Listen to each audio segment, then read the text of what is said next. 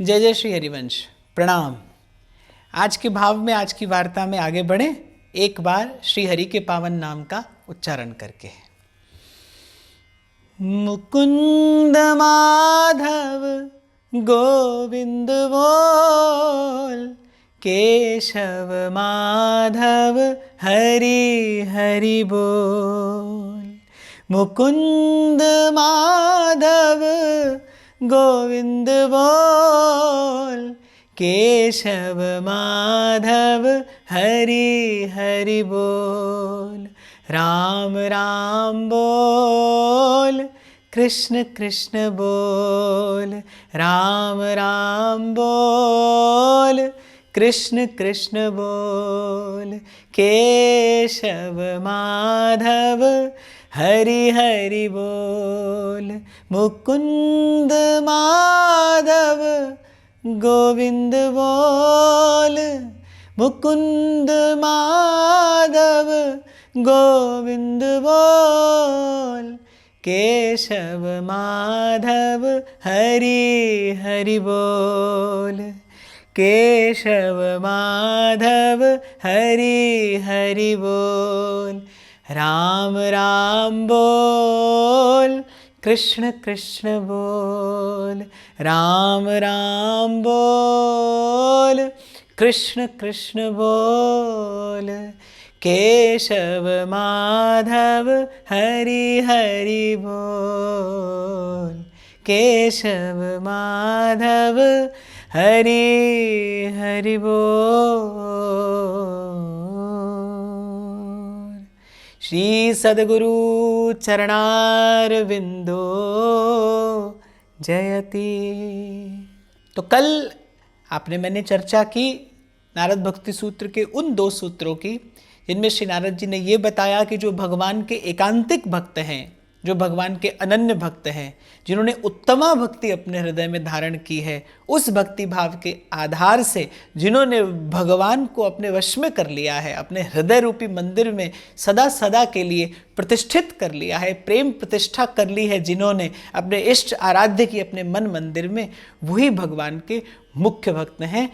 और 68वें सूत्र में श्री नारद जी ने बताया था किस प्रकार उनके मन से, उनकी वाणी से, उनके कर्म से एक निष्काम हित का भाव इस लोक में प्रसारित होता है और इस लोक का मंगल करता है। आज के सूत्र में नारद जी उन्हीं भक्तों की महिमा बताते हुए आगे कहते हैं। 69वें सूत्र में नारद जी कह रहे हैं, तीर्थि कुर्वन्ति तीर्थानि, सुकर्मी कुर्वन्ति कर्माणि, सच्छास्त्रि कुर्वन्ति शास्त्राणि।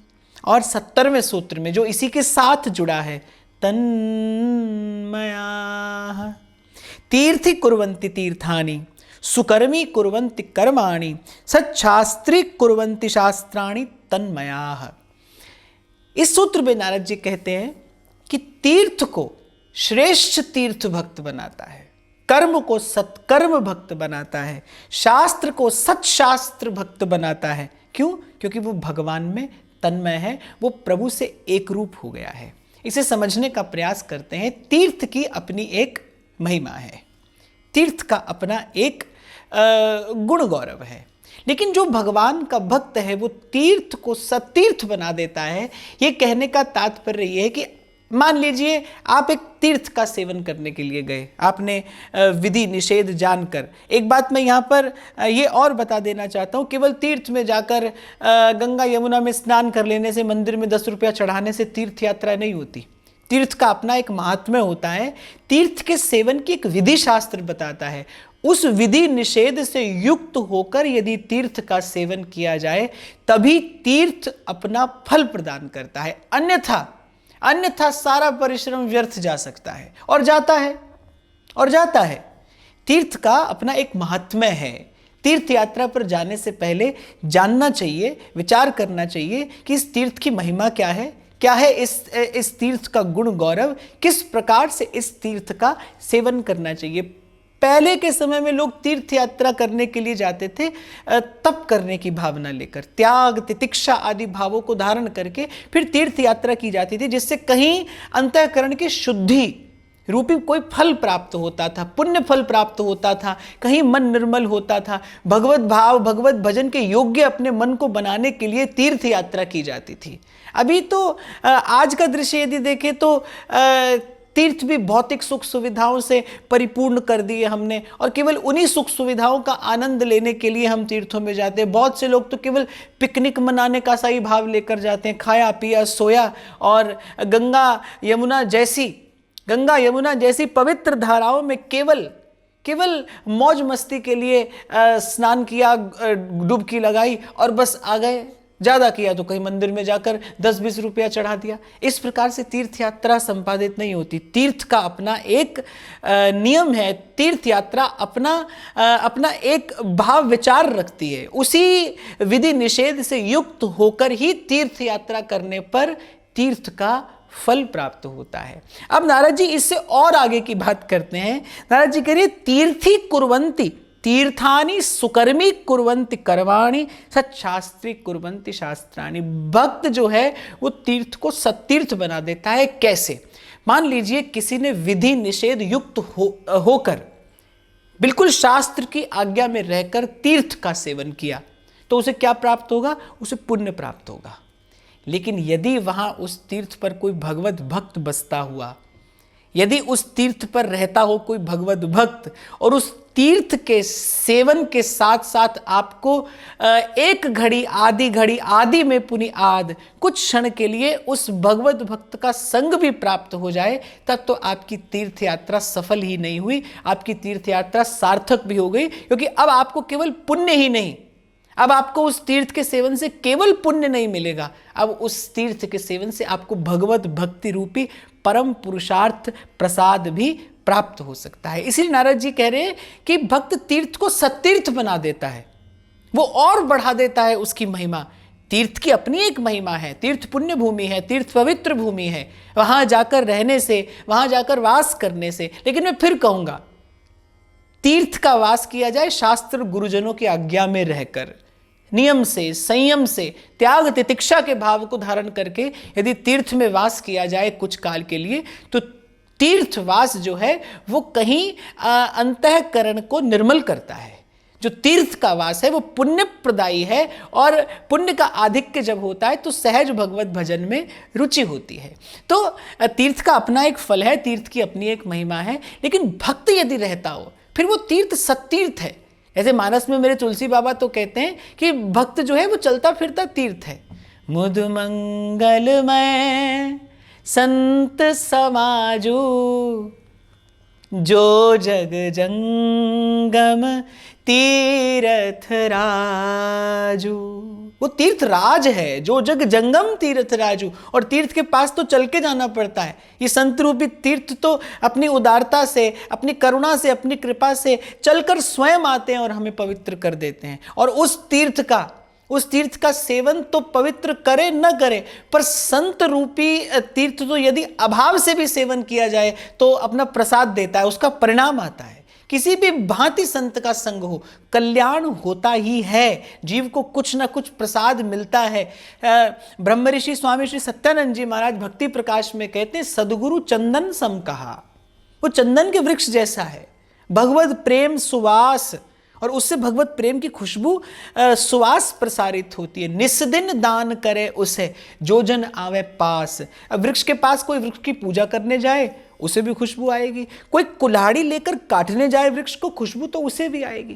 बिल्कुल ठीक इसी प्रकार संत बिना पात्रता अपात्रता का विचार किए, बिना योग्यता देखे, किसी भी भाव से कोई आए, साधु के संग का, संत के संग का परिणाम आता ही है, इसका प्रसाद तो मिलता ही है। तो संत जो है वो जंगम तीर्थ है, और तीर्थ राज है, महातीर्थ है, परम तीर्थ है। उस तीर्थ का सेवन तो किसी काल क्रम में किसी दोष के कारण, किसी त्रुटि के कारण निष्फल जा भी सकता है, पर संत रूपी तीर्थराज का सेवन कभी निष्फल नहीं जाता। तो नारद जी कह रहे हैं कि संत है जो तीर्थ को सतीर्थ बना देता है, वो बढ़ा देता है उसकी महिमा अनंत गुना।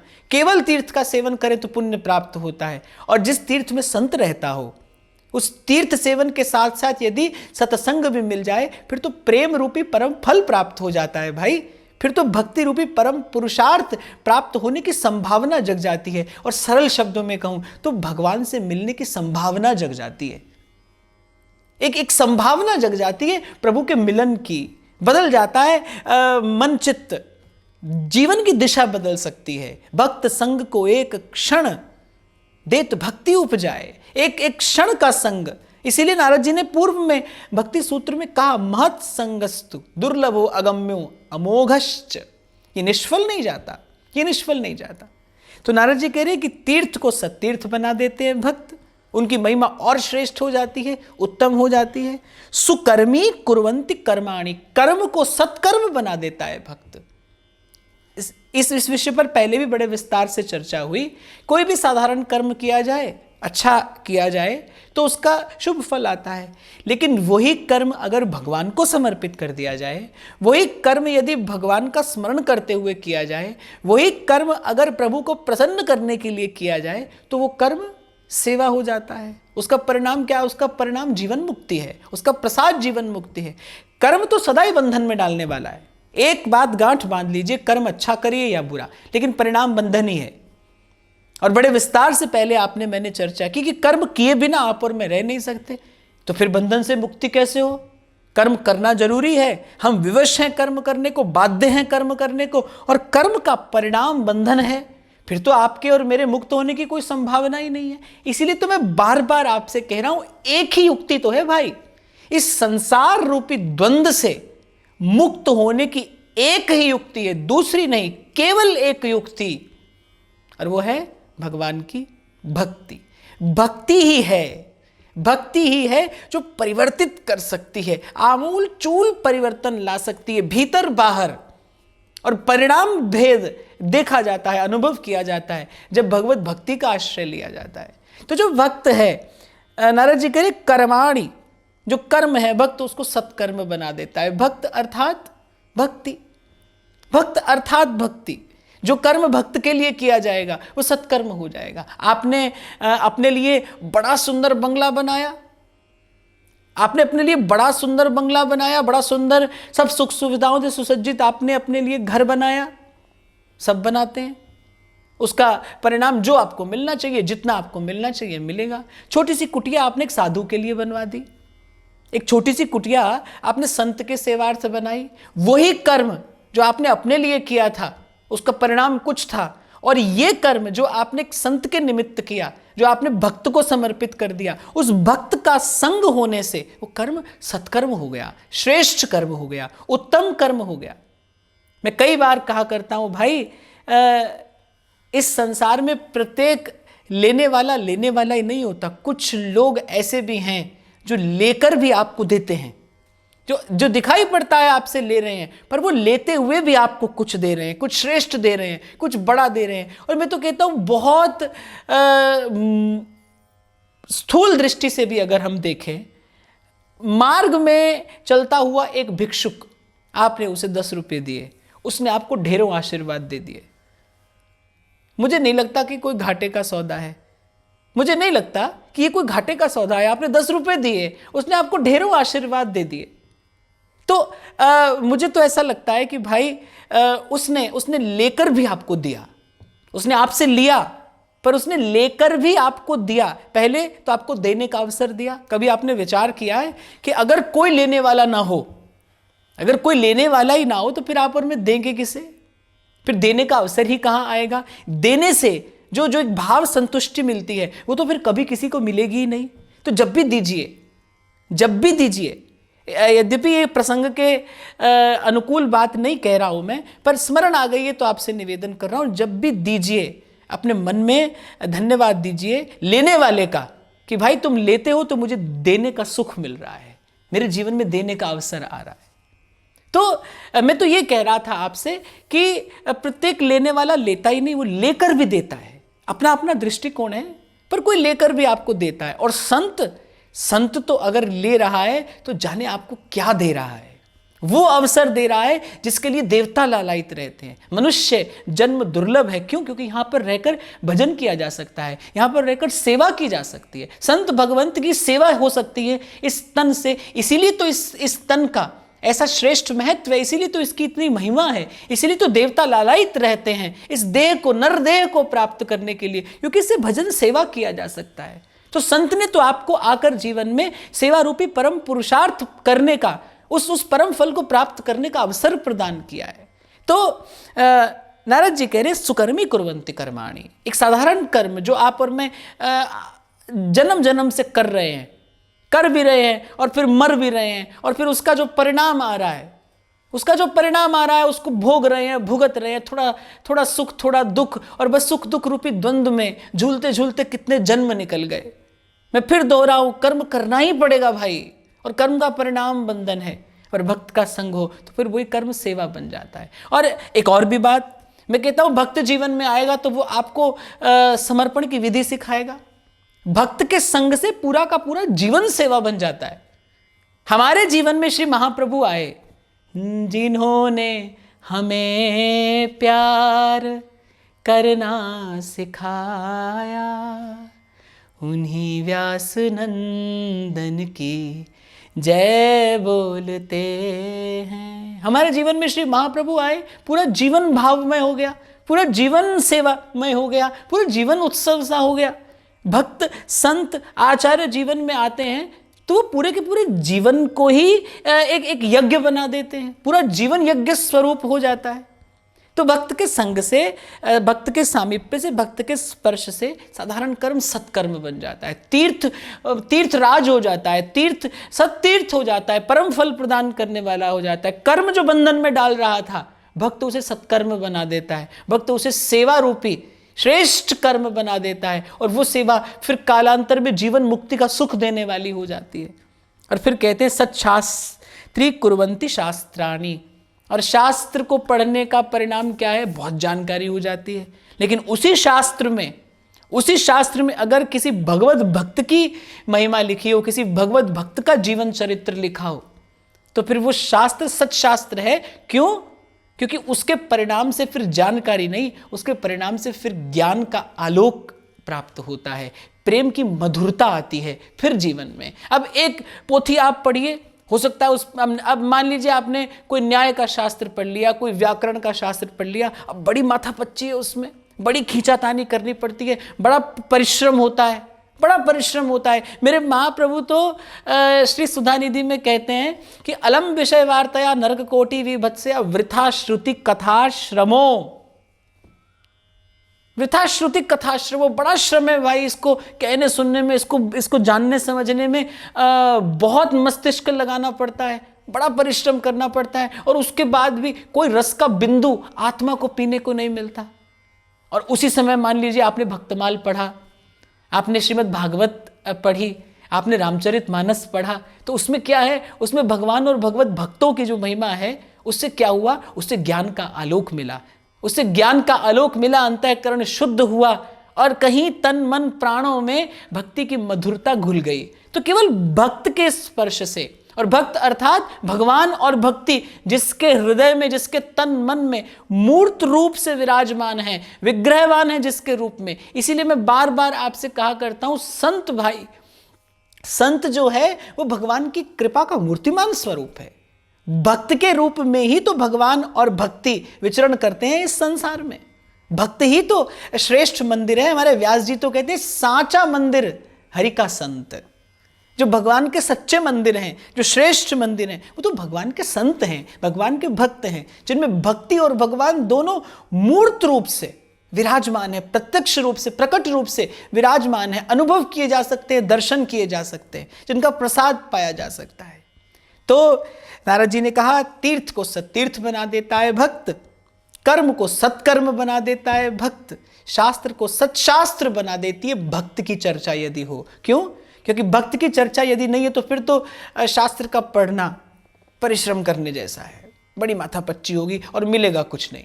लेकिन अगर उसी शास्त्र में भगवत भक्त की चर्चा हो गई, उस शास्त्र में भगवत भक्त के किसी उज्जवल चरित्र का चिंतन मनन हो गया, फिर जीवन में एक मिठास घुल जाती है, एक मधुरता घुल जाती है भक्ति की। और 70वें सूत्र में नारद जी ने कहा ऐसा क्यों होता है? तन्मया, क्योंकि भगवान के भक्त तन्मय हैं।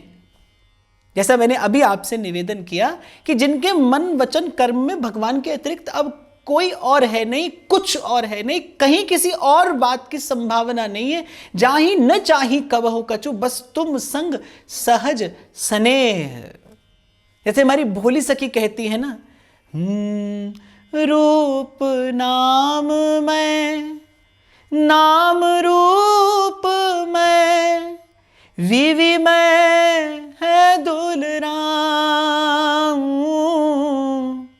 जब लो नाम सांस तब ही लो, एक में एक है जाऊं,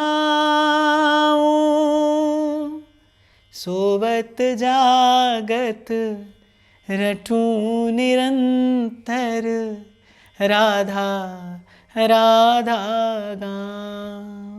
जब लो नाम सांस तब ही लूं, एक मेक है जाऊं, रूप नाममय, नाम रूपमय, विविमय है दुलराऊं। इसकी संपूर्ण चेतना भगवद भाव भावित हो गई है, जो तन्मय हो गया है। इसी तन्मयता का ही परिणाम है, प्रभाव है, प्रताप है, प्रसाद है।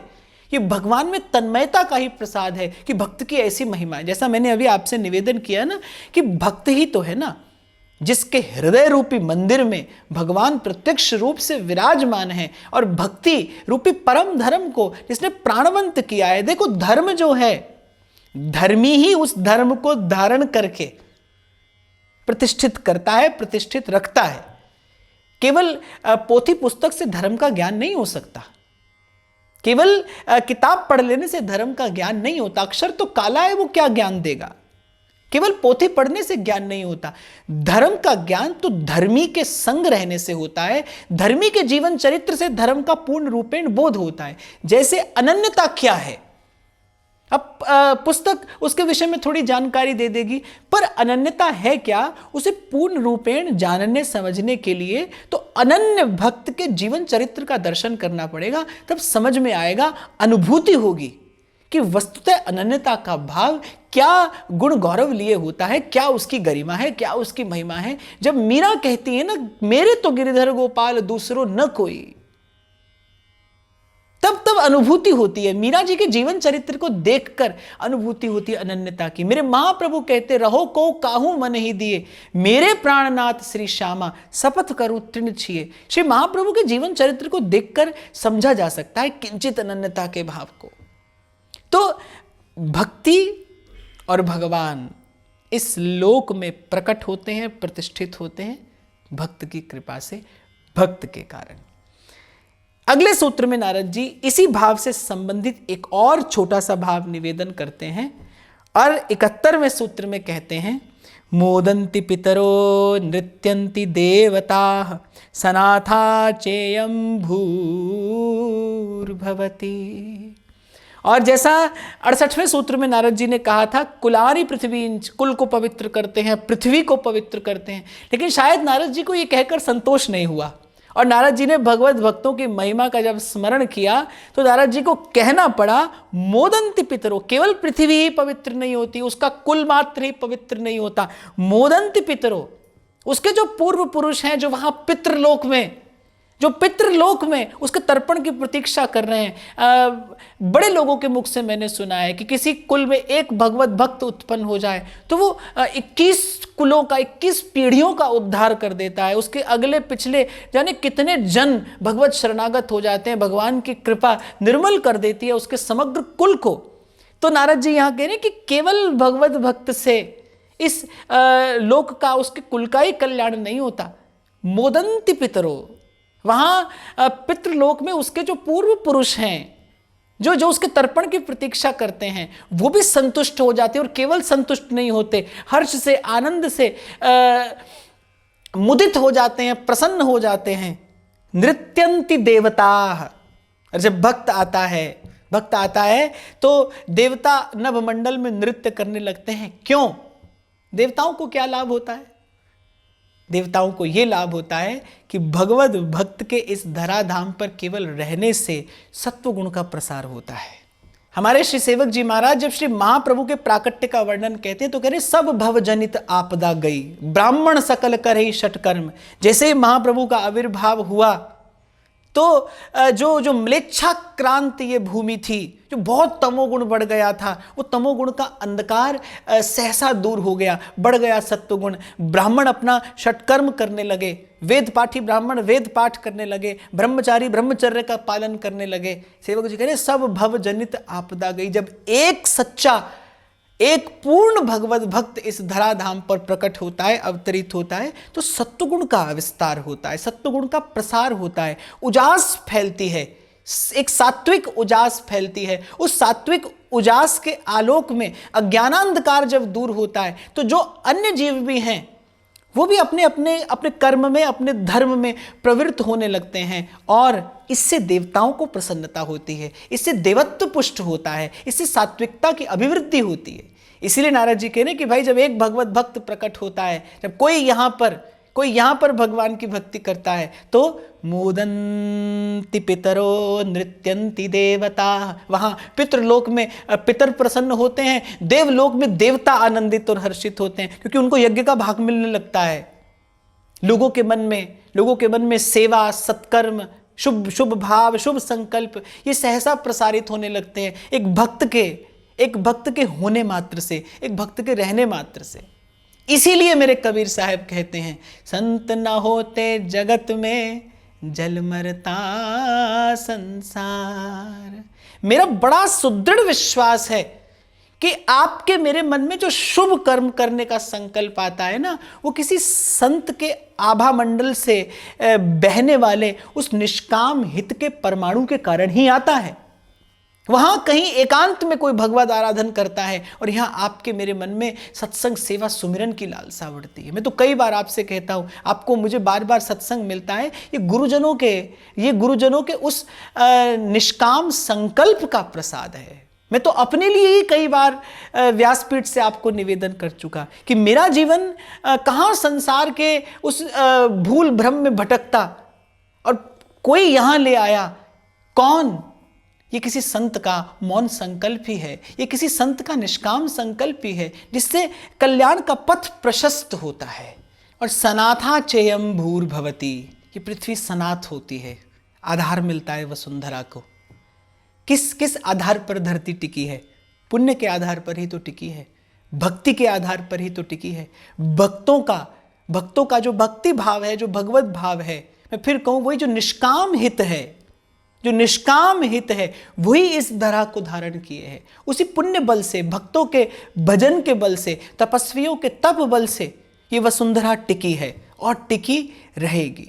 तो नारद जी ने महिमा बताई भगवत भक्तों की, और कहीं ये महिमा बताकर आपको मुझे बता दिया, जना दिया, समझा दिया कि आपको मुझे ये जो जीवन मिला है, जो जीवन में ये भगवत भक्ति का ये जो परम सुख मिल रहा है, सत्संग का सुख मिल रहा है, सेवा का सुख मिल रहा है, इस सब के मूल में अगर कोई है तो भगवान के निष्काम भक्त हैं, भगवान के प्यारे संत हैं, जिनकी कृपा से, जिनकी करुणा से, जिनके अनुग्रह से आपके और मेरे जैसे अस्मदादि जीव भी ये सत्य चित्त आनंद की ओर यात्रा करते हुए कुछ दो पग आगे बढ़ाने का प्रयास कर पा रहे हैं। चिंतन करिएगा।